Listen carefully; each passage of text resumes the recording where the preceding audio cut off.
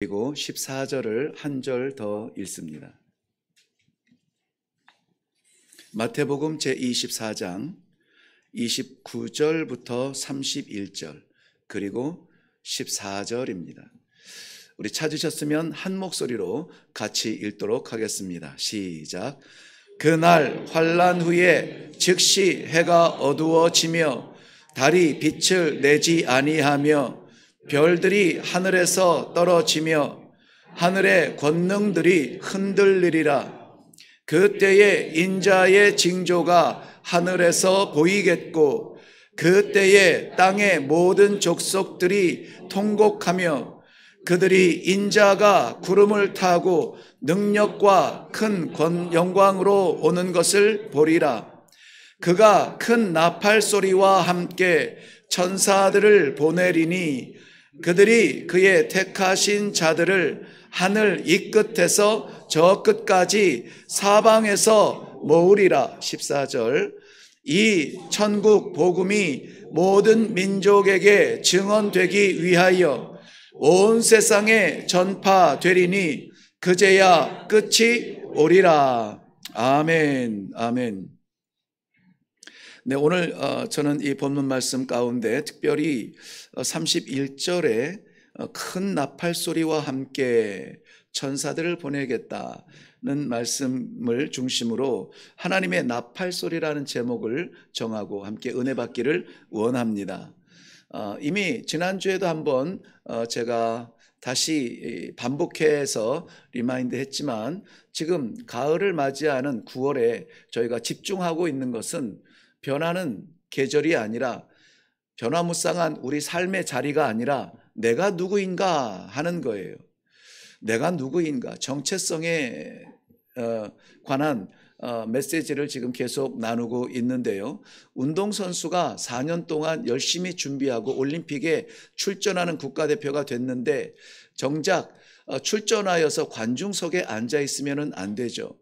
그는 국민들이 힘 모아서 먹게 하고 운동에 집중할 수 있도록 도왔다면은 바로 그 현장에서 경기장에서 뛰며 있는 힘 없는 힘 다 쏟아서 그를 위하여서 애쓰고 바라며 응원하는 국민들의 보답을 할 수 있도록, 그래서 자기가 금메달을 자기 목에 걸고 자기의 영광임에도 불구하고 많은 사람들이 이렇게 인사하는 겁니다. 응원해 주셔서 감사합니다. 오늘을 살아가는 우리의 삶은 우리의 인생이 아닙니다.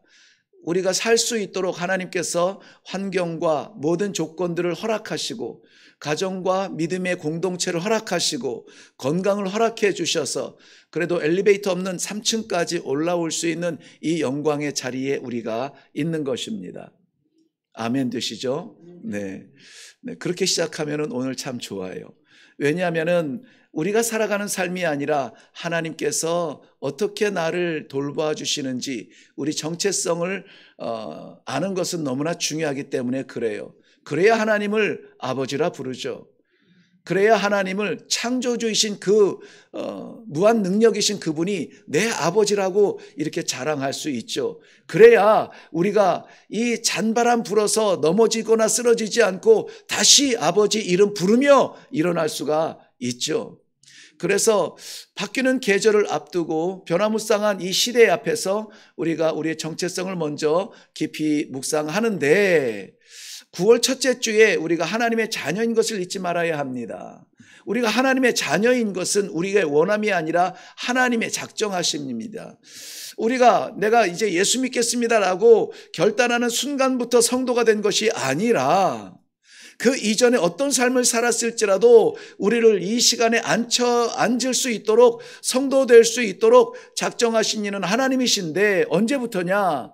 하나님이 천지를 지으시기 전부터, 땅과 하늘을 만드시기 전부터 우리를 작정하시고 택하시고 불러주시고 오늘 이렇게 예배의 자리에 서서 찬송을 할 수 있도록 은혜를 베풀어 주셨으니 내 인생 내 것이라고 말하는 배은망덕한 사람 되지 말고 하나님 은혜 감사합니다. 나를 이 땅에 보내어 주셔서 감사합니다. 감사한 중에 우리 살아갈 수 있기를 바랍니다 하는 마음으로 저는 저부터 얘기할게요. 저는 하나님의 자녀입니다. 우리 사랑하는 모든 성도 여러분들도 하나님의 자녀입니다. 그러니 그의 인간됨은 덮으시고 하나님의 뜻을 발견할 수 있기를 바랍니다. 그러니 그의 실수가 보일지라도 하나님께서 거두실 기쁨을 기도하며 함께 이 공동체를 승리할 수 있기를 바랍니다. 그리고 나서 우리가 하나님의 자녀임에도 불구하고 여전히 연약하고 우리 집사님 기도한 대로 지난 한 주간 동안 하나님 뜻대로 살지 못한 것에 대한 안타까움들이 있는데도 이렇게 예배의 자리에 있는 것은 하나님의 위로 때문입니다. 네가 부족하고 네가 못났다고 해서 버리지 아니하고 하나님은 그 고독한 마음을 위로해 주시고 그저 잠시 우리 어깨에 두들겨주는 이 몇 번의 터치가 아니라 하나님의 영원하신 사랑으로 괜찮아, 괜찮아. 내가 했어. 내가 다 했어. 우리가 몸부림치는 그러한 삶의 현장마다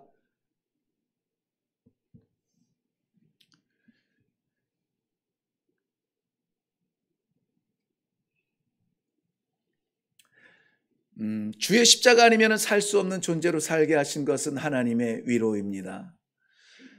월급 생활하면서 보너스만 받아도 위로가 되지 않습니까? 누가 고독한 자리에 주저앉아서 땅바닥을 치고 싶은 데에 친구 한 명 곁에서 식구 한 사람 옆에서 나를 이해해줘도 우리는 위로되지 않습니까?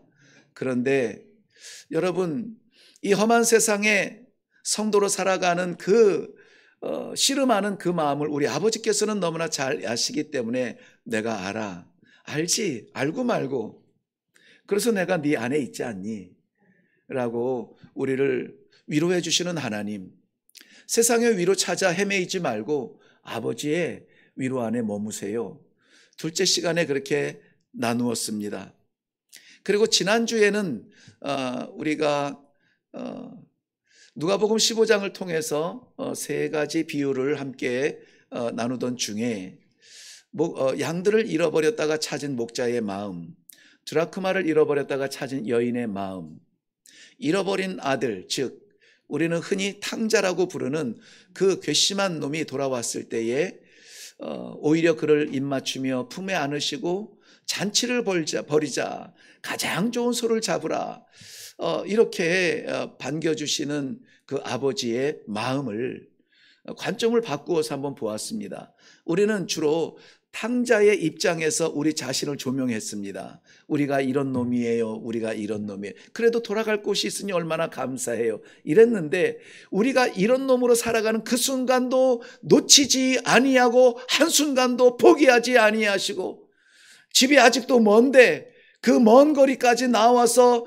그 마을 어귀까지 나와서 이제나 저제나 기다리시는 아버지의 마음, 그 마음을 우리가 함께 묵상하면서 우리가 돌아갈 곳은 아버지 마음인데 그 아버지가 오늘도 우리를 기다리세요 하고 말씀을 살펴보았습니다.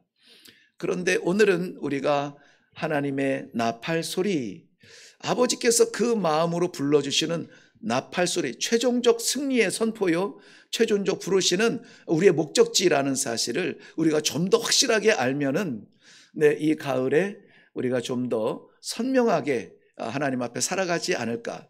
하나님께서 귀한 마음을 저에게 주시어서 저도 이 말씀을 묵상하면서 먼저 은혜를 받았습니다. 오늘 말씀의 제목처럼 하나님의 나팔 소리, 기대하시는 분이 계시는지 모르겠습니다만은 하나님의 나팔 소리는 그저 들리는 소리가 아니라 마음, 하나님의 소식이에요. 하나님께서 전하고 싶은 메시지예요. 나팔 소리는 다양한 소리가 있습니다.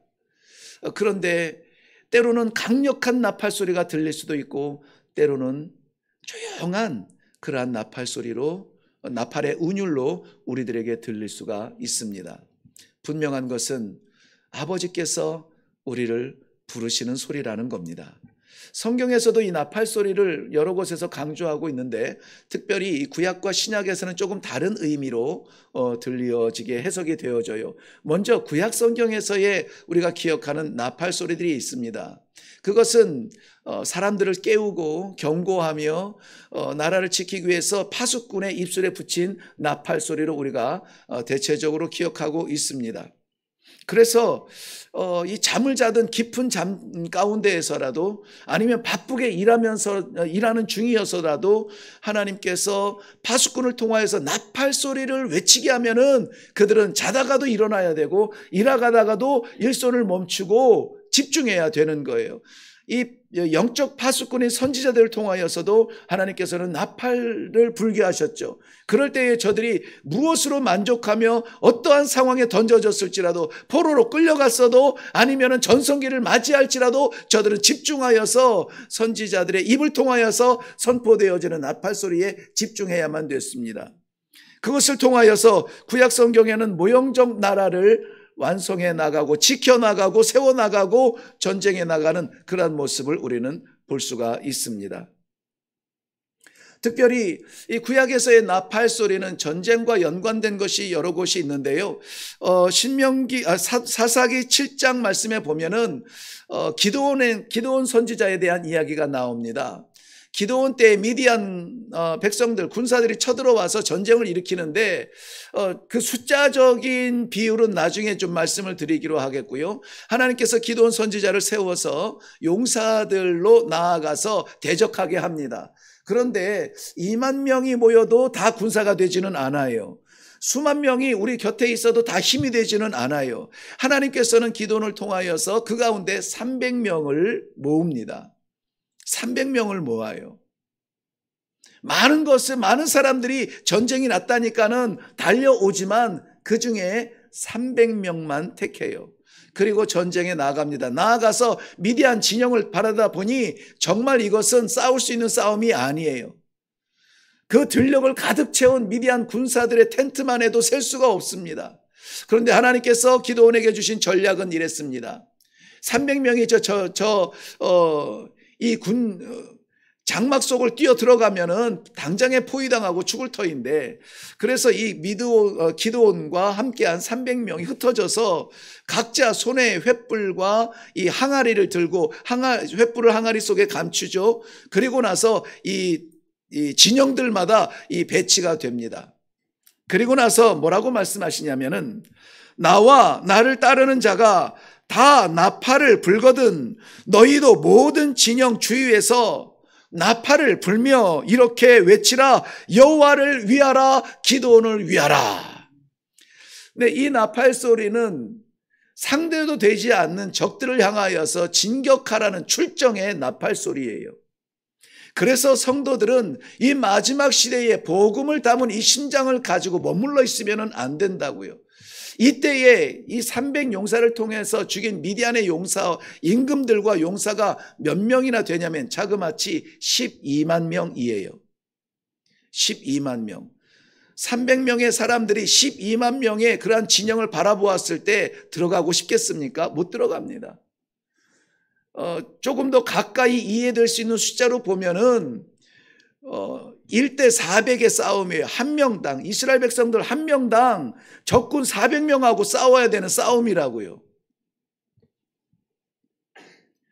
숫자적 싸움으로는 해답이 없어요. 그런데 약속한 대로, 약속받은 사람, 이 기드온의 명령대로 나와 함께한 자들이 나팔을 불면 너희도 뭐 하라고요? 나팔을 불어! 이렇게 외치라는 거예요. 여호와를 위하라. 기드온을 위하라. 그 전쟁에서 기드온은 승리를 하게 되죠. 1대 400, 300대 12만 명의 전쟁에서 승리합니다. 이사야서에서의 나팔 소리도 다르지 않은데요. 이사야서 27장 13절은 이렇게 기록했습니다. 그 승리의 나팔이 불려 온 세상에 퍼질 때에 흩어졌던 의인들을 모으시는데요. 그날에 큰 나팔을 불리니 아수르 땅에서 멸망하는 자들과 애굽 땅으로 쫓겨난 자들이 돌아와서 예루살렘 성산에서 여호와께 예배하리라. 흩어지고 쫓겨나고 포로로 끌려가고 망할 것 같은 그러한 상황에 흩어져 있을지라도 그날에 불려주는 이 큰 나팔 소리로 인하여서 어떻게 한다고요? 예루살렘 성산에 돌아와서 여호와께 예배할지니라. 이것이 지금은 이루어졌어요. 그때는 소망이 있지만은 지금은 이루어졌어요. 우리 삶의 처소에 흩어져 있습니다. 때로는 애굽에 끌려간 것처럼 억지로 살아가는 삶이 될 수도 있어요. 어렵고 괴로운 환경 가운데 던져져서 질병 가운데 묻혀져서 이제는 끝인가 보다, 망했나 보다 소망이 보이지 않을 수 있어요. 아수르에 끌려가서 이제는 우리 자손들도 만나지도 못하고 볼 수도 없는 상황에서 무슨 낙으로 살아갈 것이냐. 아무런 낙이 없을 수도 있어요. 그런데 그날에 이 큰 나팔이 불려질 때에는 이렇게 끌려갔던 사람도, 도망갔던 사람도, 눌려있던 사람도, 잡혀있던 사람도 다 같이 어떻게 해요? 돌아와서 어디로? 예루살렘 성전으로 돌아와서 거기에서 무엇을? 여호와께 예배할지니라. 우리의 지금 이 자리는 저는 그러한 자리라고 봐요. 하나님께서 우리의 심령에 나팔 소리를 불어주시어서 나팔 소리를 선포해 주시어서 바쁜 중에, 정말 힘든 중에, 어려운 중에, 올라올 수 없는 상황 중에서 우리의 마음에 그 소리를 듣게 하시고, 그래도 올라가서 하나님 성전에서 예배해야지. 그래야 살지. 이 귀한 마음을 주셔서 이 자리에 함께 있다고 생각되어지니, 사랑하는 성도 여러분, 누구를 보러 온 것이 아니라, 누구 때문에 온 것이 아니라 하나님의 심령을 울리는 나팔 소리로 인하여서 올라왔음을 믿습니다. 이것이 신약 성경에 와서는 조금 좀 더 강력해진다고 할까요?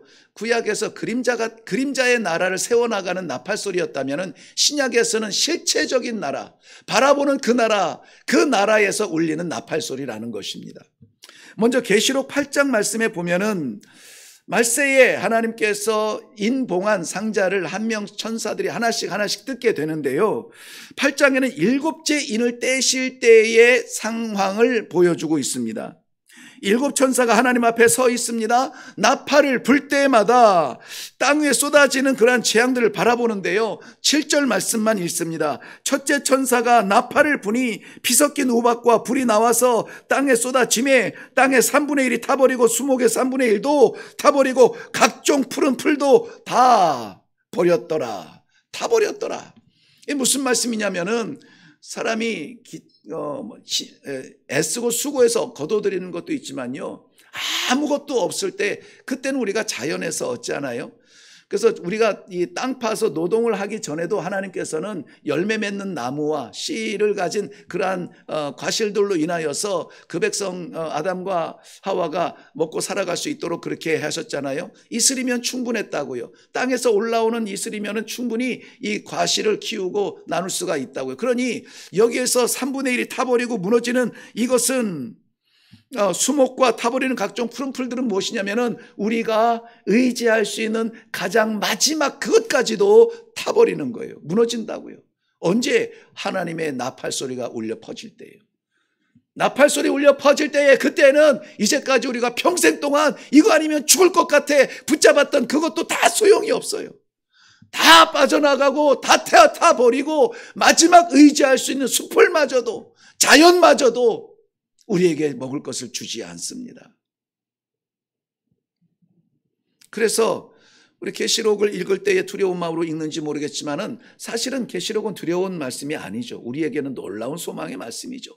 땅에는 재앙이 쏟아집니다. 그런데 우리 성도들은 어떻게 됩니까? 고린도전서 15장 52절 말씀에 보면은 바로 이 나팔 소리가 들릴 때에 죽은 자들이 썩지 아니할 것을 입겠고 이 죽을 것이 죽지 아니함을 입으리니, 우리의 육체가 무너질지라도 죽은 자들 일어나고 산 자들이 여호와 예수 그리스도를 공중에서 영접할 그 영광의 몸으로 변화되어져서 하나님의 영광의 나라 천국에 임하게 될 그 신호가 무엇이냐? 나팔소리라. 하나님의 나팔소리. 그래서 이 위협을 가지고 많은 이단들이 이 계시록을 해석하네 어쩌네 하면서 공포심을 심어주고 그러니 살 길을 찾으라 하고 자신을 예수라 이렇게 말하지만, 일단 상식적으로 말할 때요, 우리가 기본적으로 성경만 알아도 재림하시는 예수님은 땅에서 태어나는 출생신고서 없어요.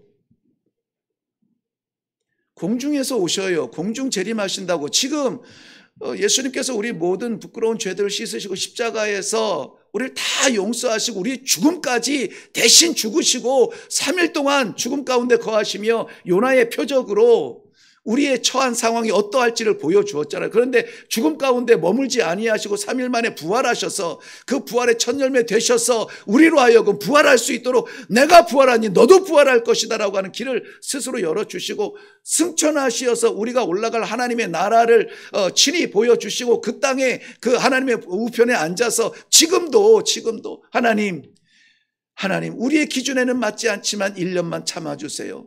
1년만 기다려주세요. 하나님의 곁에서 우리를 애타도록 마음을 다하여서 기도하고 계시는 그 예수님이 오시는데 다시 땅에 태어날 생각을 하는 것 자체가 우리 이 두뇌 가지고 이해하는 거라고요. 우리 주님은 땅에서 출생하시지 않고 하늘에서 임재하시는 재림 예수로 오시는 거예요. 그러니 재림 예수를 사모하는 사람들은 땅바닥을 쳐다볼 것이 아니라 재림하실 주님을 바라보며 하늘을 바라보는 것입니다. 그때에 데살로니가전서 4장 16절 이후는 이렇게 기록했어요.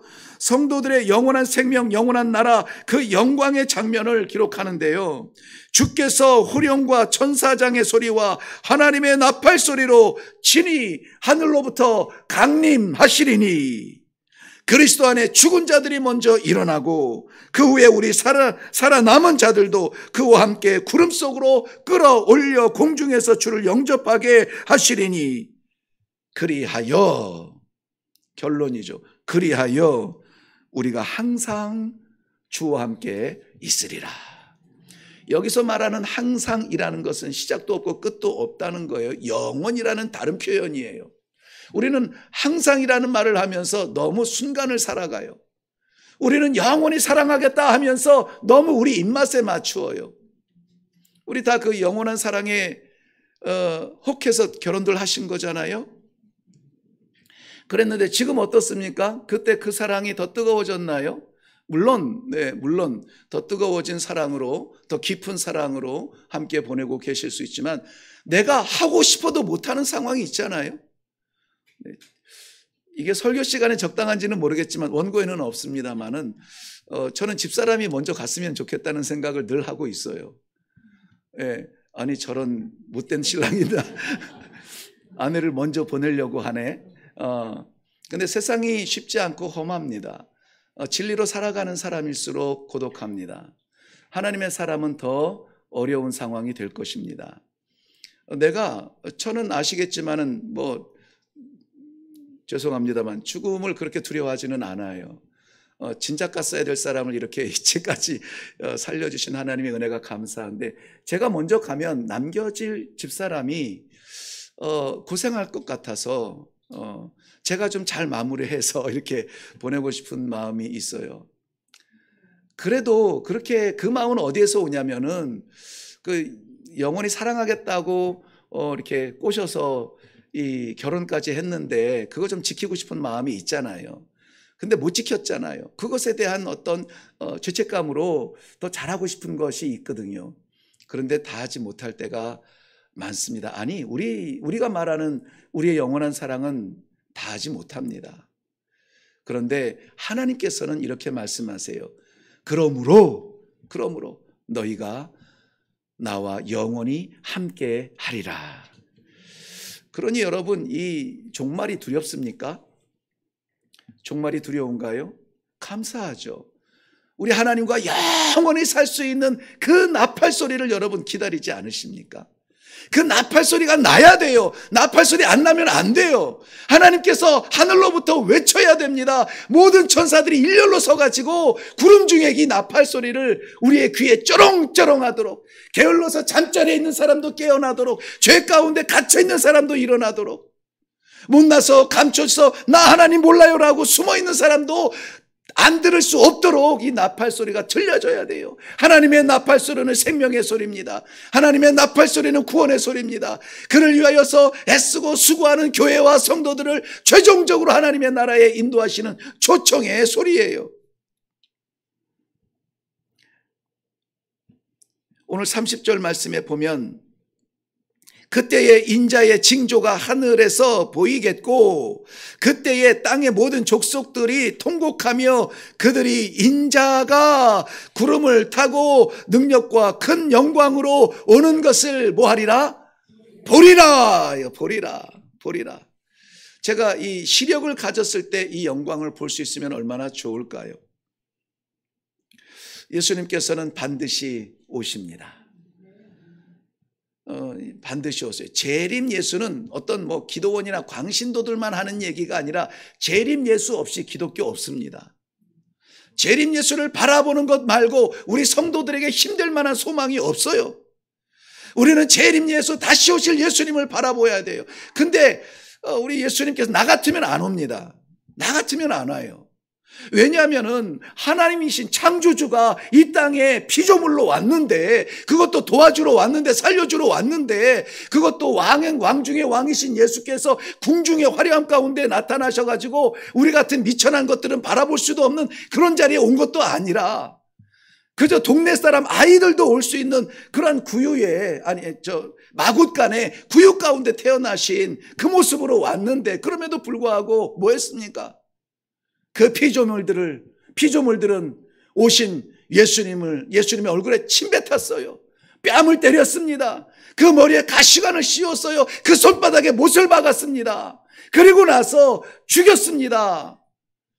하나님께서 그를 첫 열매로 부활시켜 주셔서 하나님의 나라에 승천하시게 했습니다. 여러분들이 만약에 예수님이라면 그곳에 다시 가실래요? 가고 싶으세요? 저는 안 가고 싶을 것 같아요. 물론 하나님의 뜻을, 하나님의 원하심이 그 과정을 통하여서 그의 백성들을 살리셨으므로 의미 있는 삶이었고, 의미 있는 죽음이었고, 의미 있는 모독이었죠. 인간적으로는 참 오고 싶지 않은 곳인데, 오늘 말씀은 그 나팔 소리와 함께 우리가 그토록 사모하는 예수 그리스도께서 공중으로부터 나타나셔서 우리가 본다는 거예요. 이해가 되세요? 왜 오실까? 우리 잘 아시는 대로 요한복음 3장 16절은 하나님이 세상을 이처럼 사랑하사 독생자를 주셨으니 이는 누구든지 저를 믿는 자마다 멸망치 않고 영생을 얻게 하려 하심이라. 왜 오신다고요? 영생을 주시기 위하여서요. 영원한 생명을 살게 하시기 위해서. 왜요? 하나님이 사랑하시니까. 삶의 형편과 환경과 무엇을 위해서 땀 흘렸는지는 몰라요. 나는 몰라요. 그런데 하나님이 우리를 사랑하시니까 영생을 주시기 위해서 예수 그리스도를 믿는 믿음으로 바라보게 하신다는 것입니다. 이것은 하나님께서 순간적인 발상이 아니라 이미 작정하신 구원의 서정이에요. 창세기 3장 15절에도 이미 말씀하시고 약속해 주셨잖아요. 여인의 몸에서 나오는 그 여인의 후손이 너의 머리를 짓밟으리라. 너라고 말하는 것은 뱀의 머리인데, 뱀은 이 사탄의 나타난 형상적이겠죠. 형상적 모형이겠죠. 그 머리를 짓밟으리라. 완전히 승리하리라는 말씀이에요.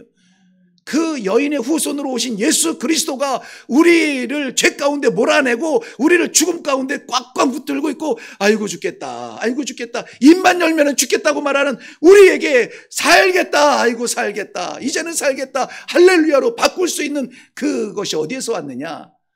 우리의 상황이 변해서가 아니라 우리 하나님께서 그 약속을 이루어 주신 거예요. 우리 하나님은 얼마나 신실하신데요.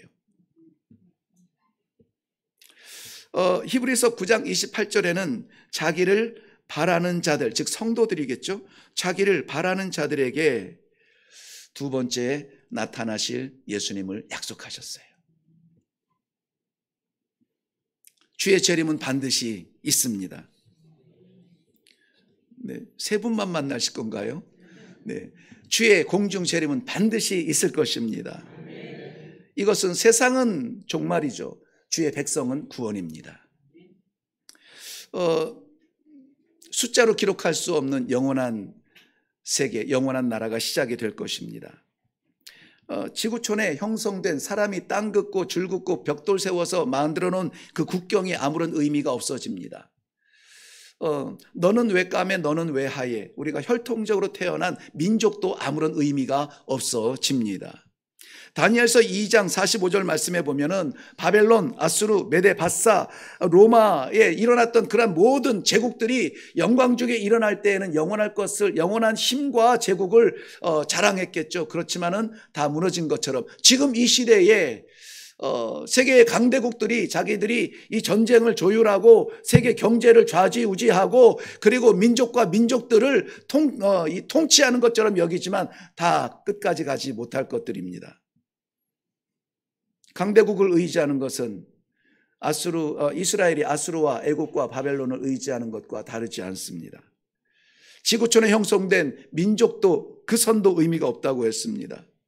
베드로서 3장 10절 말씀처럼 소돔과 고모라가 유황불의 심판으로 소멸되었듯 지구촌의 모든 국경과 민족들은 소멸될 것입니다. 그리고 하나님께서 마태복음 25장 31절 이후에 말씀하신 것처럼 심판대 앞에서 나누어질 것인데, 그때는 우리의 직업별로 나누어지지 않습니다. 그때는 우리 살아가는 아파트 동별로 나누어지지 않습니다. 그때는 국가별로 인종별로 구별되지 않습니다. 양과 염소로만 나뉘어질 것입니다. 저는 좀 단순한 게 좋아서요, 복잡한 신학적 이해보다 그냥 양처럼 불림받아서 하나님 우편에 앉고 싶어요. 그게 제 신앙이에요. 복잡한 것이 없어요. 그렇게 하려면은 우리는 이 하나님의 나팔소리에 예민한 삶을 살아야 됩니다. 오늘 31절 말씀에 보면 그가 큰 나팔소리와 함께 천사들을 보내리니 그들이 그의 택하신 자들을 하늘 이 끝에서 저 끝까지 사방에서 모으리라. 나팔소리와 함께 사방에서 모으리라. 주 안에서 죽은 자들이 일어나고 살아있는 성도들이 예수님의 부활체처럼 변화되어서 그 나팔소리와 함께 흩어져 살아가는 모든 백성들이 다 같이 사방에서 모으리라. 데살로니가전서 4장 17절 말씀에는 그 후에는 살아남은 자들도 그들과 함께 구름 속으로 끌어올려 공중에서 주를 영접하게 하시리니 그리하여 우리와 항상 주와 함께 하시리라 약속해 주신 것입니다. 그래서 오늘 우리가 이 자리에 있고요, 이 가을을 맞이할 수 있고요, 우리의 삶을 성도로 살아갈 수 있다는 것입니다. 간혹 생각할 때에 다 형편들이 다르고 상황이 다르니까요, 마치 무언가 시원하게 잘 뚫리면 하나님께서 나를 기억하시는 것 같고, 헤어날 수 없는 그러한 막다른 골목에서 솟아날 구멍조차 없는 거라면 하나님이 나를 버리신 것 같아요. 그런데 그것은 우리의 생각이고요, 우리 하나님께서 작정하신 것은 약속에 신실하신 하나님께서는 그날을 기다리고 계시는 거예요. 참고 인내하며 지금도 기다리고 계시는 거예요. 한 명이라도 그 상처 가운데서 치유받도록, 한 명이라도 그 범죄 가운데 돌아올 수 있도록, 여기저기 돌아다니면서 우상 앞에 꾸벅꾸벅하는 그러한 신앙들을 하나님을 바라보며 예배자로 돌아설 수 있도록, 그래야여서 나 잘되라고, 내 인생 복되라고 내 믿음 안에 갇혀있지 아니하고 나를 통하여서 주의 복음이 선포되어지며 주의 사랑이 나타나며 나를 통하여서 이웃이 살아나는 그러한 쓰임받는 존재가 되도록, 나 홀로 일어나는 것이 아니라 나를 통하여서 우리의 가족의 구원을 위하여, 우리 교회의 건강함을 위하여, 우리 나라와 민족의 구원을 위하여서 기다리고 또 기다리고 계시는 거예요. 오늘 우리 마지막 읽은 14절 말씀은 그래서 이 천국 복음이 모든 민족에게 증언되기 위하여 온 세상에 전파되리니 그제야 끝이 오리라. 지금 이 말씀을 누구에게 하시냐면 감람산에서 제자들에게 하시는 말씀이에요. 제자들에게. 제자들이 궁금한 것은 하나님께서, 예수님이 지금 계속 이 마지막 때를 말씀하시면서 이런 징조 저런 징조를 말씀하시는데, 그렇다면 우리는 어떻게 될까요? 이게 궁금한 거거든요. 지금 뭐 태풍이 불어오고 저는 몰랐는데, 사실은 잘 몰랐는데요, 지난주나 그 전에 이 중국에 불어닥친 그 태풍으로 말미암아 중국이 말도 못하게 고난을 당했다는 거예요. 몰랐어요. 우리는 이렇게 미련해요. 그걸 알았으면은 어떻게 그것이 나팔소리라도 되고 사인이 되어서 메시지가 되어서 아무쪼록 복음 없이 죽어져 가는 사람들 복음을 만날 수 있는 기회라도 좀 주실 수 있도록 그 땅에서 사역하는 선교사들에게 힘을 주세요, 능력 주세요, 한 문장이라도 기도했을 텐데 그냥 모르고 지나갔어요. 근데 우리나라에 왜 이 뒤늦은 이 가을비가 장맛비처럼 오냐 보니까는 그 영향이라는 거예요. 그러면은 곁에 있는 우리도 이 정도인데 그 중심에서 이 태풍을 맞이하는 그들은 어떻겠냐고요. 그래서 오늘 사실은 좀 우리 성도들과 더불어서 그들을 위해서, 우리 선교를 위해서 좀 더 기도해야 되지 않을까 하고 14절을 확장하게 되었습니다. 우리 안에 재림하시는 예수님 당연합니다. 우리만 주님 만났다고 할렐루야 할 수 없는 것은 이 땅에 그렇게 하나님 예수 그리스도를 예수가 그리스도인 것을 알지 못하고 죽어져가는 그러한 민족들이 저 태풍 속에 죽어가고 있어요. 저 산사태 속에서 묻혀가고 있다는 것이죠. 전쟁의 폭탄 속에서 죽어가고 있다는 것입니다. 나 살았다고 내가 이렇게 에어컨 잘 나오는 예배당 안에서 예배드리고 있다고 우리가 할렐루야 할 수 없는 것은 하나님께서 기다리시는 이유를 알아야 돼요.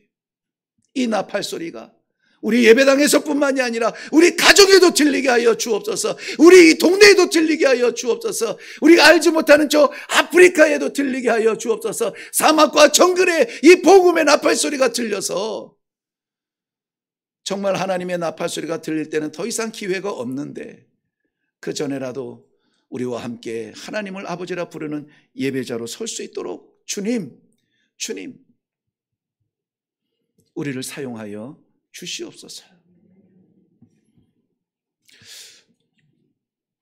자, 좀 순서를 좀 바꿔서 저는 이 말씀이 지금 우리 귀에 쟁쟁할 때 우리 믿음의 표현으로 마지막 찬송을 같이 부르고 싶습니다. 우리 다 같이 일어나셔서 찬송가 180장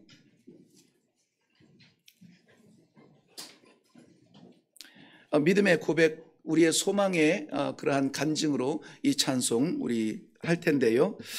마지막 날이 두려우시면은 안 하셔도 되고, 마지막 날에 확신이 없으면 그냥 조물조물 이렇게 해도 되는데, 그러나 나도 목사님만 그런 줄 아세요? 나도 그 나팔 소리 기다리고 있습니다.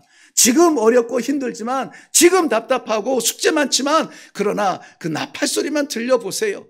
세상 모든 짐 다 털어놓고 내려놓고 하나님의 영광의 나라에 올라갈 자리에 제가 1등입니다. 이 마음이 있다면 우리 힘있게 찬송할 수 있기를 바랍니다.